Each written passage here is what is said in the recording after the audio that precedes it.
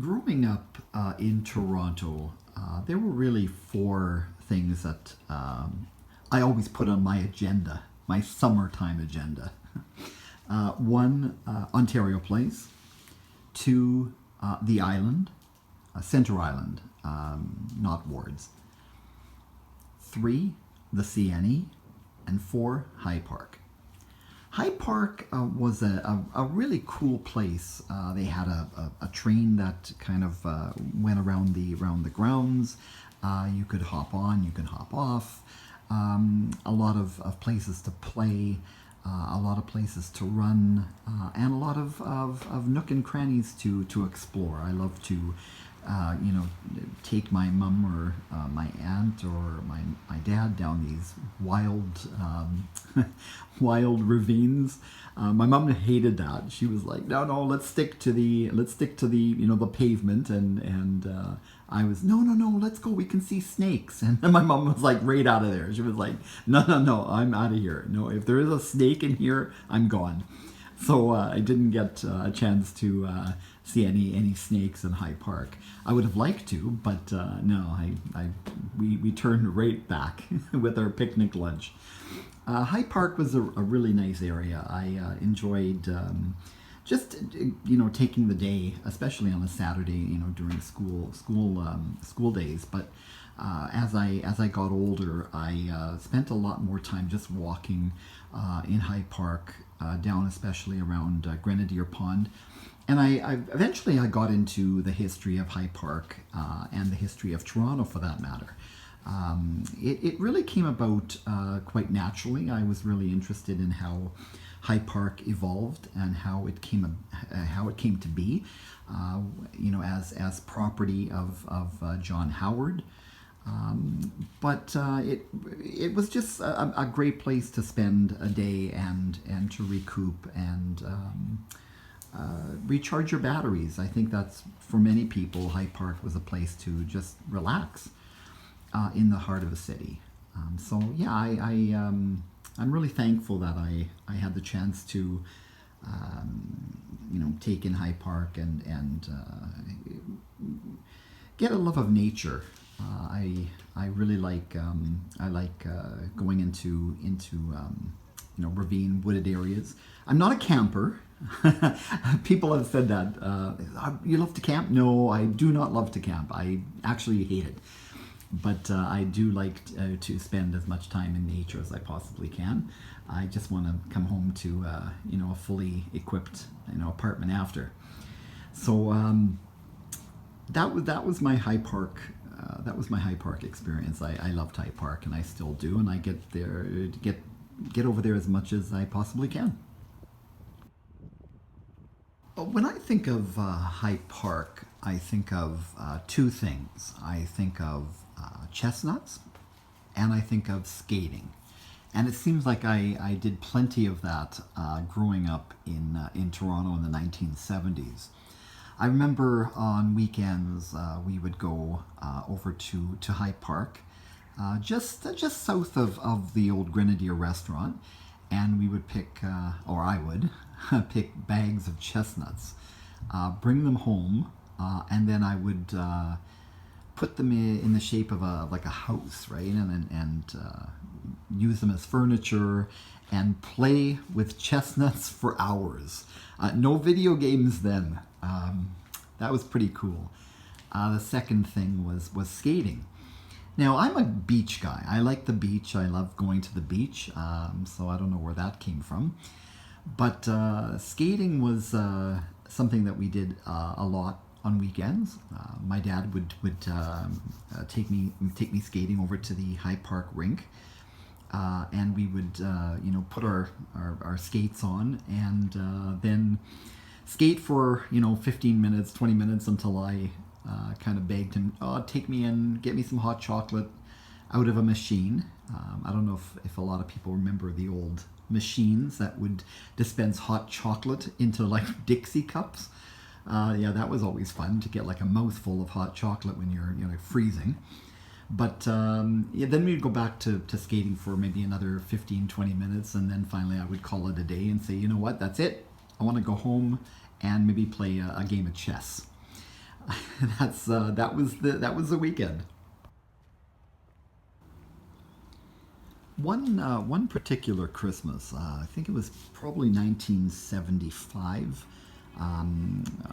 or 76. I think it was, yeah, either one. And I got a chessboard for Christmas from my aunt and my uncle in Peterborough. And I thought this was going to be a cool game. My dad had learned chess in Latvia, and he taught me how to play chess, the real way, right? Where you can actually smash your opponents.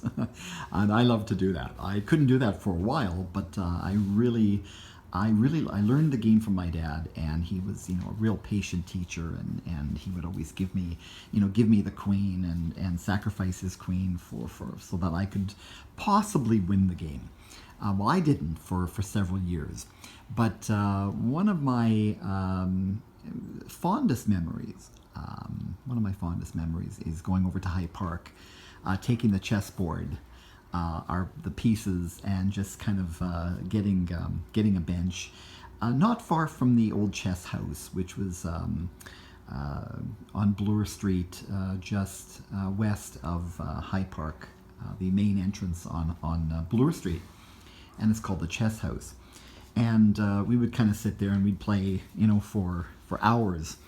And I would usually lose. My dad was, pretty good. He could, snap me in about 6 moves. But eventually I started to understand, and I started to overtake some of his moves. And there was at one point, we were in High Park and we were playing a game of chess, and I won, and I was probably about 12. And that was, I think, the proudest moment for my dad, but also for me. I actually won a game of chess against my dad. So I kind of came home and I said to my mom when she got home from the hospital, I said, "Guess who won?" And my mom's, "You?" I said, "Yes, I won chess. I won chess." And my dad said, "I didn't even have to give, the queen. I didn't even have to sacrifice the queen." So that was a fun moment. Again, High Park kind of comes through as a quite a strong memory, and that was with my dad playing chess. I lost my dad in '92, and we played chess a lot. Just to pass time, or when we were not working, or on the weekends. We had a lot of fun with chess, and he taught me how to really survive in chess, and I kind of look back and think that it would be kind of cool if he to have one more game of chess, in High Park.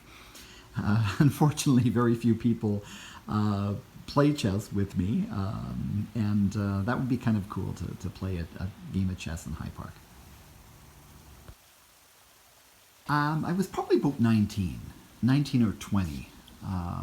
It was definitely summer of 1987. I had just turned 20, and I decided to take my mountain bike over to High Park and ride the trails. And I used to ride pretty hard up and down the embankments until one particular afternoon I kind of smashed into a tree. My handlebar hit the tree branch, and down I went, and I banged up my elbow pretty bad. But my bike had survived, and I was more worried about my bike than about my actual health. But I kind of got up and I patched myself up, and didn't realize that I had a bit of a problem with my elbow. I had kind of ripped the skin off my elbow, and pretty much the rest of my arm was in pretty bad shape. But I managed to get home, and then I got patched up, and I think I went biking again in High Park, the ravine system in High Park, the next day. I used to take a lot of risks, especially with riding my bike in High Park. I would just go through the ravine system like lightning. I kind of stayed off the road. I love the adrenaline of kind of doing the adrenaline hit that you get when you do the trail system. And I would always stop and I would kind of rest at the old stage for Shakespeare in the Park. I'd always kind of come by there and just stay there and catch my breath. But High Park really has played quite a quite a part in my life for many, many years. Not only because I live in West Toronto, but High Park was central to living in the downtown area in West Toronto. I think it was really the place to go to relax, to just kind of get some fresh air, and to be in nature. When you live in a city like Toronto, which is pretty much concrete and glass, you want some place to go, and High Park was the place to go. It was also very close to the water. It was very close to Lake Ontario. Grenadier Pond was a great place to spend some time. My second love was walking. I used to walk from Bloor Street all the way south, through the ravines, through the trails, and then along the shoreline of Grenadier Pond. So yeah, it holds a lot of memories for me, and I think it does for a lot of people as well.